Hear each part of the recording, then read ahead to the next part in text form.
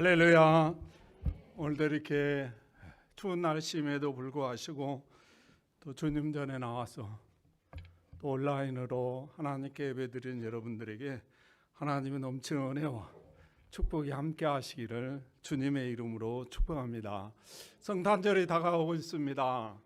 이 성탄절에 대해서 그 성탄 예배에 대해서 가장 또 정확하게 또 많은 양을 활용해서 이 성탄 예배에 대해서 설명하고 있는 말씀이 오늘 본문 말씀입니다. 오늘 본문 말씀 중에서도 동방 박사들의 어떻게 아기 예수께 경배드렸는가. 오늘 2절에도 보면 왜 예루살렘에 왔는가, 왜 베들레헴에 왔는가 이를 말할 때 경배하러 왔습니다, 이런 표현을 쓰고 있잖아요. 그래서 그들의 목적은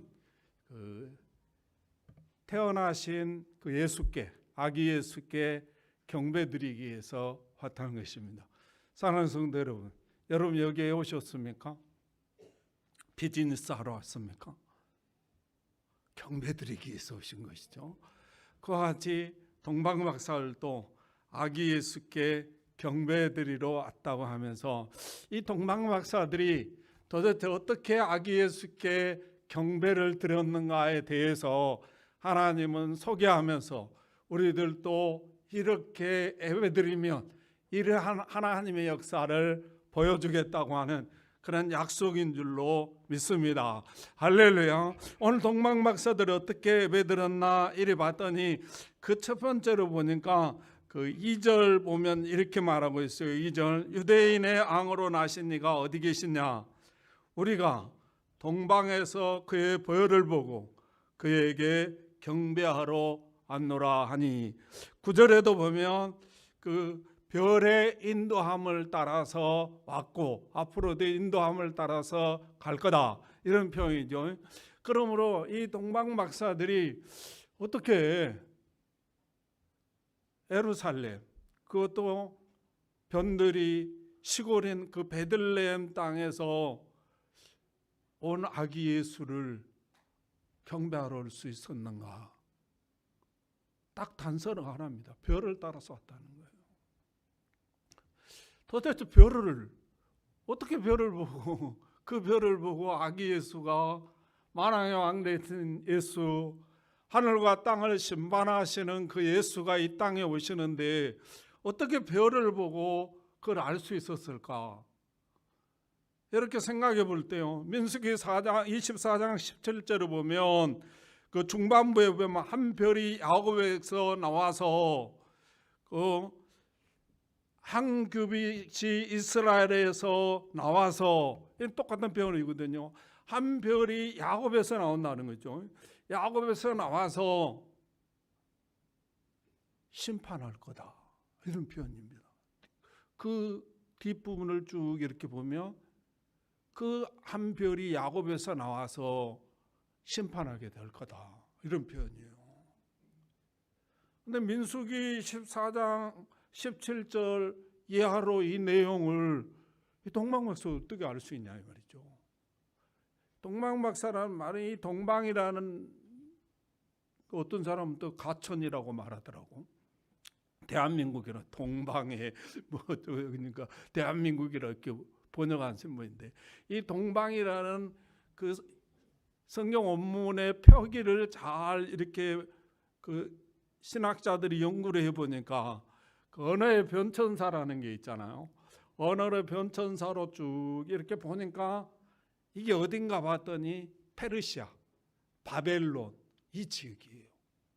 언어학적으로 언어의 변천사를 보았을 때 이 언어가 거기에서 변천이 왔다는 거죠. 우리 별로는 방사라고 했는데 성경 원문에 보면 그런 표현이라는 거죠. 그러면 그 사람들이 그 지금 동방박사들이 바벨론, 페르시아 다 그 지역 아닙니까?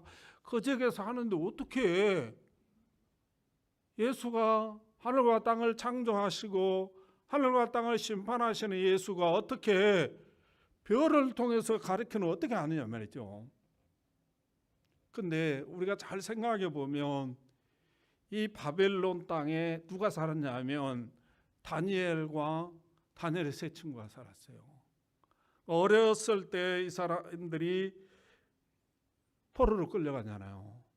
거기서 살면서 이 사람들이 어느 정도 하나님을 추앙하고 하나님을 존경하고 신뢰하고 믿고 살았나 이렇게 변해서 어렸을 때부터 왕이 주는 별미를 먹지 않았다는 거예요. 왜 안 먹었냐? 하나님이 기뻐하신 일이 아니어서 안 먹었다 그 말이에요. 한마디로 말하면 그건 뭐 하나님 기뻐하지 않을 것 같으니까 어린 나이에 왕이 주는 별미가 얼마나 먹고 싶겠습니까? 저는 어렸을 때 시골에서 자랐는데요, 마냥 꽁보리밥만 먹고 살았어. 근데 귀한 손님이 오면 쌀밥을 해주는 거라.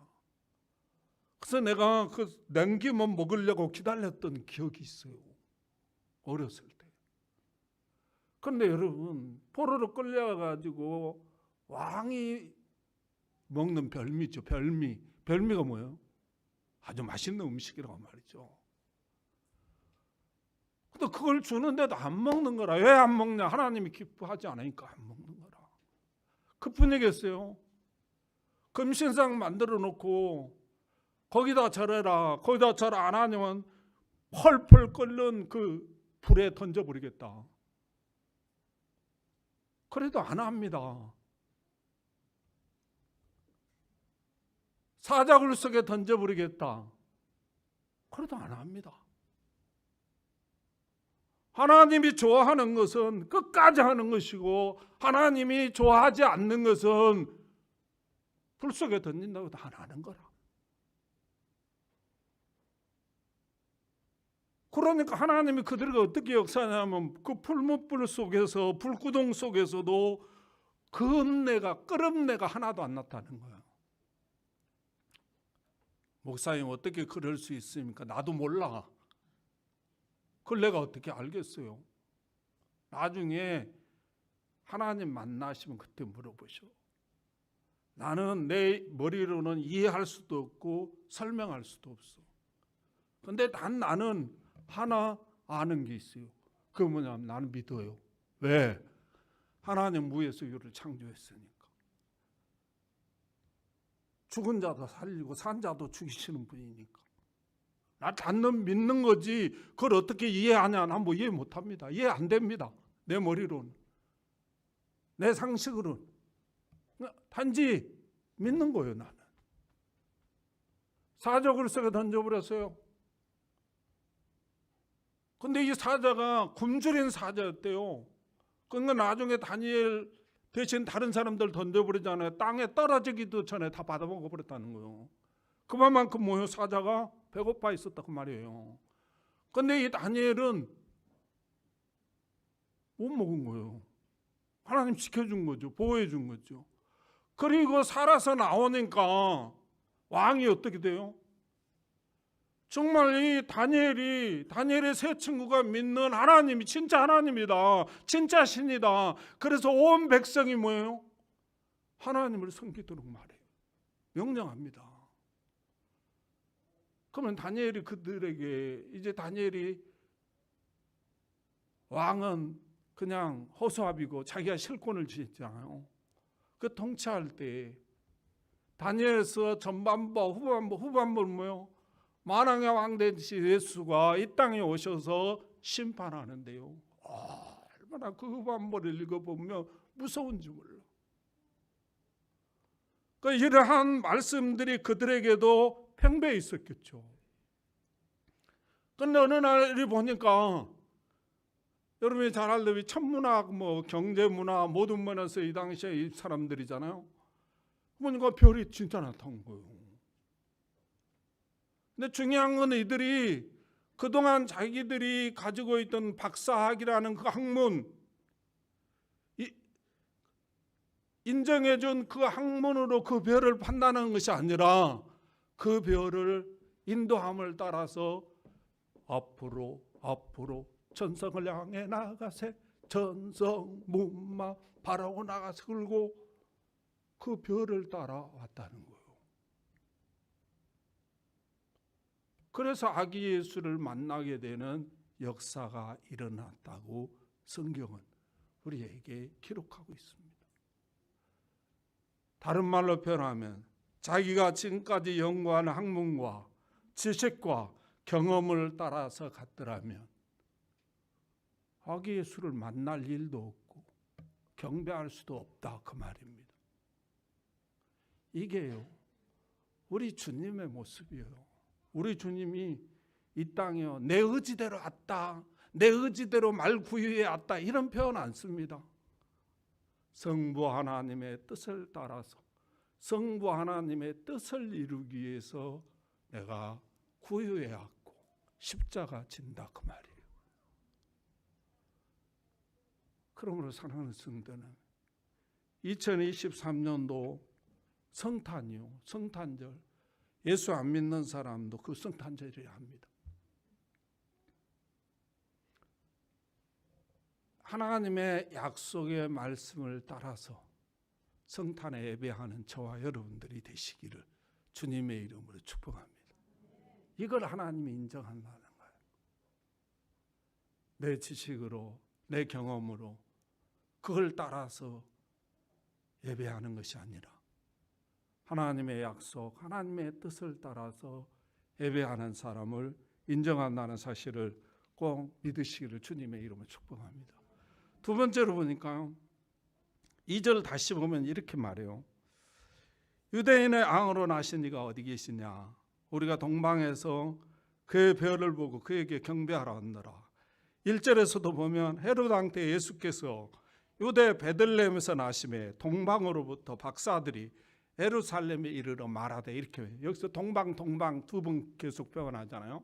이 동방이라는 말이 바벨론 페르시아라고 그랬잖아요. 근데 바벨론 페르시아 지역에서 예루살렘, 그것도 베들레헴까지 오는데 거리가 어느 정도 되겠어요? 정확히는 모르는데 한 수천 킬로 된다고 그래요. 여기서 부산까지 한 700km, 600km, 700km 되죠. 굉장히 먼 거리라는 거예요. 그 여기는 더운 나라고 사막도 있고 뭐 여러분 모래길 걷다 보면 얼마나 힘든지 몰라요. 여러분 모래길 걸어보면 나는 바닷가 옆에서 알아요. 모래길 걷는다는 게 얼마나 힘든 건지 알아요. 그것도요, 이 모래산이 돼 있어. 모래산이 이거 넘는 거 쉬운 게 아닙니다. 그다음 중요한 거는 지금처럼 교통수단이 잘 되어 있어가지고 뭐 변기 타고 뭐 벤츠 타고 자가용 타고 이렇게 가는 게 아니라 겨우해야 낙타 타고 가는 거예요. 그런데 주변에서 얼마나 말렸겠냐고. 야, 정신 있냐? 네가 뭐가 부족해서? 너 박사 아이가? 나 어렸을 때만 해도 박사하면 얼마나 대단했는지 몰라요. 지금은 뭐 가짜도 많고 뭐 그래가지고 억수로 많은데 그 당시 나 어렸을 때마다 박사 굉장히 했죠. 근데 2000년 전에 이때 박사는요, 정치가들도 왕들도 이 사람들한테 물어보는 거예요. 그것도 무식한 왕들 굉장히 많았잖아요. 그러니까 정치적으로나 경제적으로나 어디 하나 부족하면 그 모든 백성들의 샘망의 대상이고 또한 존경의 대상이 이 박사들이에요. 권력가들은 그 권력이라는 힘 때문에 백성들이 존경하는 것 같지만 사실 존경하지 않거든요. 우러러보는 것 같으면 무서워서 우러러보는 거예요. 박사들은 뭐예요? 진짜 선망의 대상이요, 존경의 대상이었어요. 이런 사람들 뭐가 아쉬워서 네가 무슨 뭐 유대인의 왕으로 태어났는데 그 왕으로 태어나서 어떡한데 그걸 왜 가?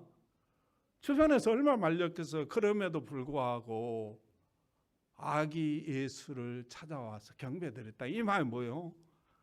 환경을 이기고 경배드렸다고 말이에요. 할렐루야, 할렐루야. 출애굽기 15장에 보면요, 하나님이 자기를 소개하는 뭐라고 소개한 줄 아세요? 나는 치료하는 하나님이다, 이렇게 표현해요.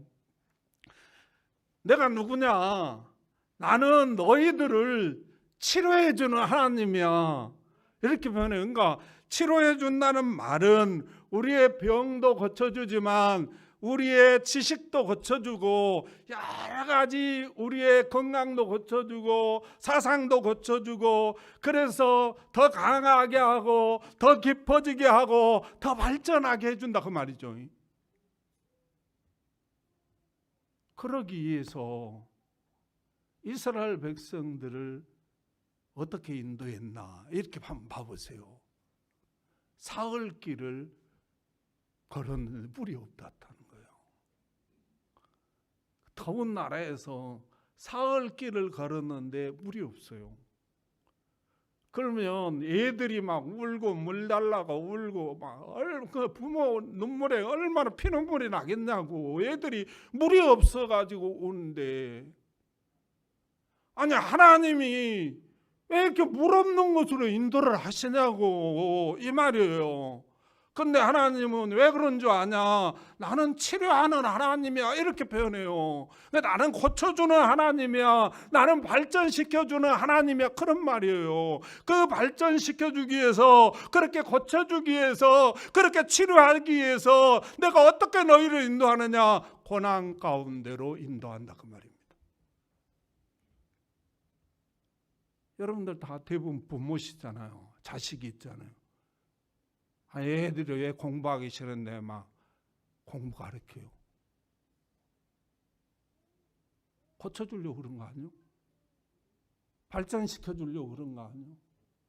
애들에게는 아무것도 모르니까. 그래서 성경 하나님은 미련한 것이 얽혀있다는 거죠. 애들에게는 그걸 고쳐주기 위해서 우리가 뭐예요? 그 하기 싫은 공부하게 하자. 그 하기 싫은 그냥 수학, 그 하기 싫은 음악 막 시키고 그런 거 아니겠어요?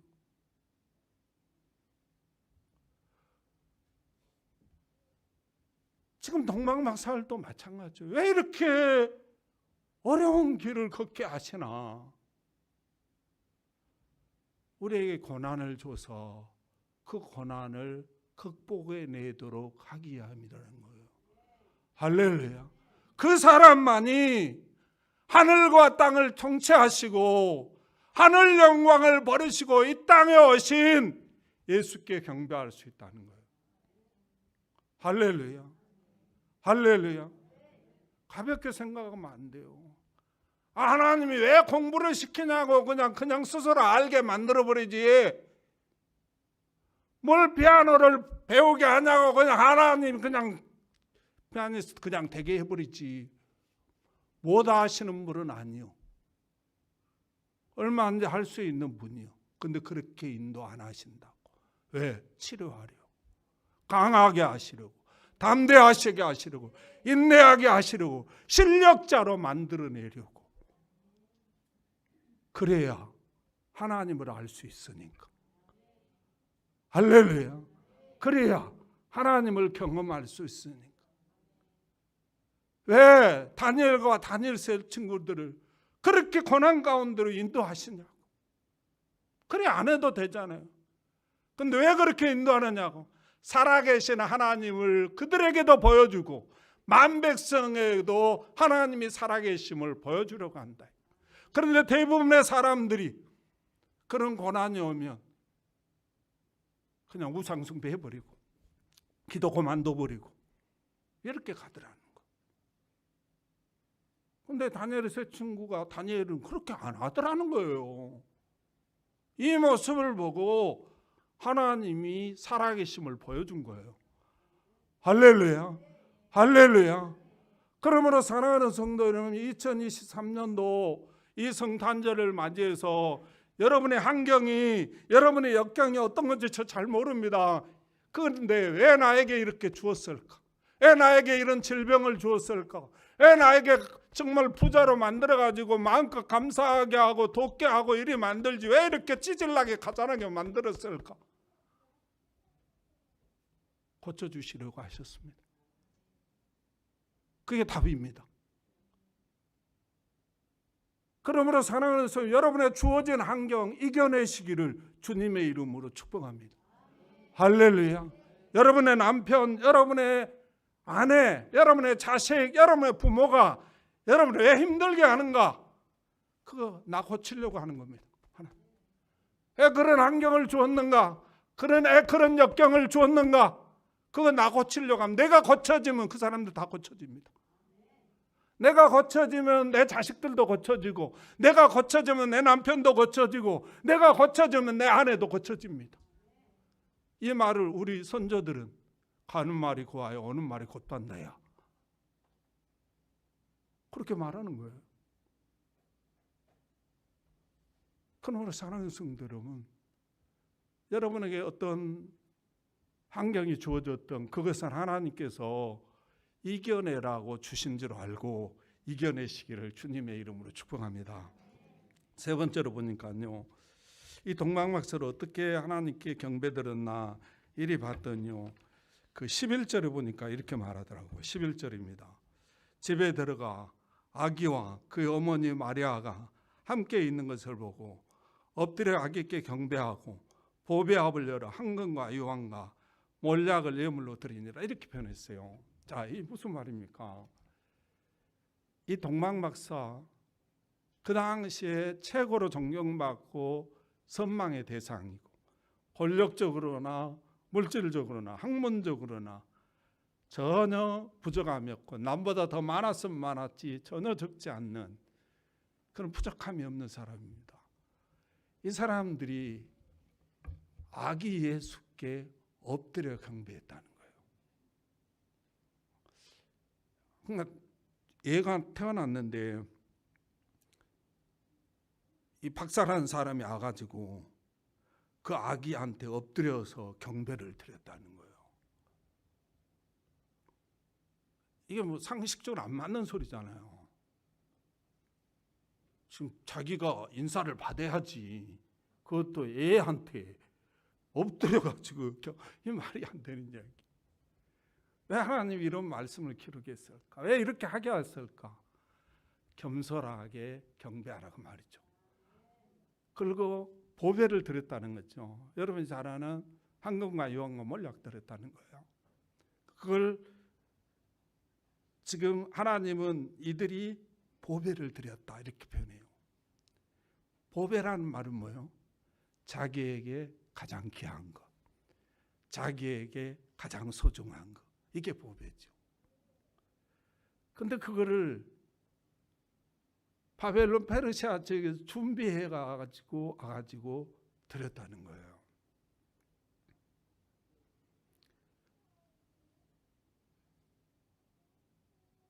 이게 우리 주님의 마음이에요. 우리 주님은요, 하나밖에 없는 독생성자를 우리에게 드렸어요. 독생자란 말은 무엇과도 바꿀 수 없는 것이죠. 돈과도 권력과도 바꿀 수 없는 게 하나밖에 없는 독자 아닙니까? 로마서에서 표현할 걸 부어버렸다, 부어버렸어. 부어버렸다면 양동에다 물 담아서 붓어붓다 하면 쏟아버렸다. 누구를 위해서? 우리를 위해서. 우리 주님의 입장에서 보면 자기 생명처럼 귀한 게 어디 있겠어요? 근데 우리를 위해서 십자가에 그 생명을 줘버렸다. 가장 귀한 보배를 줬다는 거죠. 그런데 이 동방박사들이 자기가 가장 소중한 황금과 몰약과 유황을, 그 아기, 어쩌면 우리 편으로 마음 뒤통수에 피도 안 마른 그 아이에게 드리면서 엎드려서 경배했다.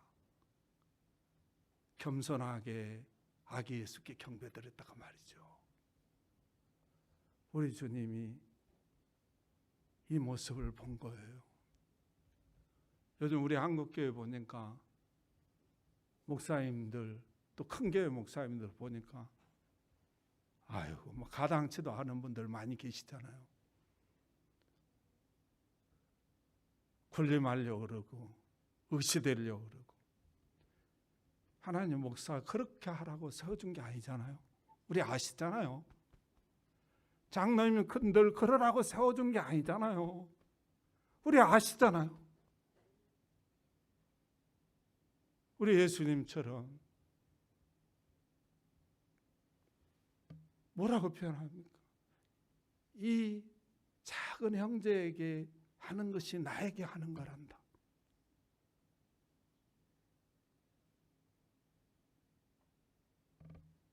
우리에게 하나님의 일꾼으로 세워준 것은 한 사람 한 사람을 소중하게 여기고 귀하게 여겨서 그분들을 잘 섬기고 그분들을 잘 받들려고 우리에게 주셨는데, 예수님 당시로 돌아가 보면 대제사장들, 서기관들, 바리새인들, 대표적으로 종교 지도자들이죠. 그분들이 하는 형태를 보시라고. 만왕의 왕 되신 예수가 유대 땅 베들레헴에 오시는데 모른다니까.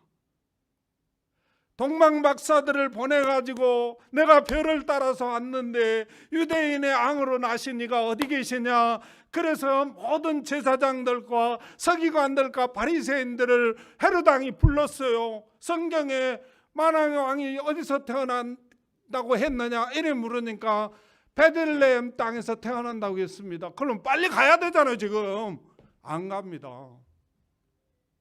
그 말은 뭐예요? 하나님의 약속을 안 믿는다는 거죠.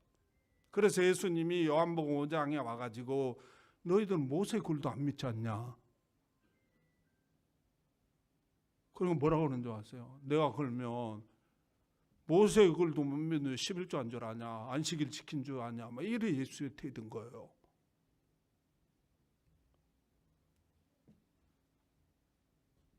그런데 요한복음 1장에서 뭐래요? 아무도 저를 반겨주는 사람이 없었다는 거예요.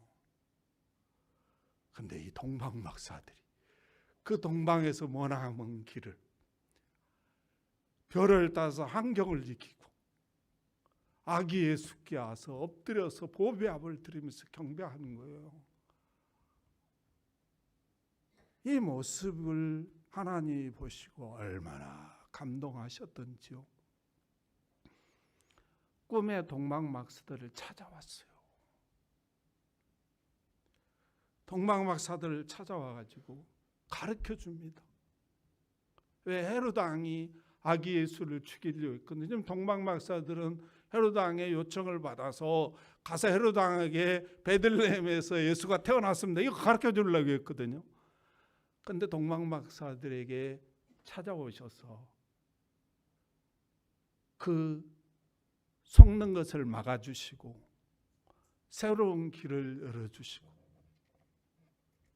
이 성탄 예배에 이 동방박사가 하나님의 경전에 기록되어서 성탄 예배의 포모님이 되는 놀라운 사람들이 되었다는 사실을 꼭 믿으시기를 주님의 이름으로 축복합니다. 우리는 이 세상을 살아가면서요, 대부분 속고 삽니다.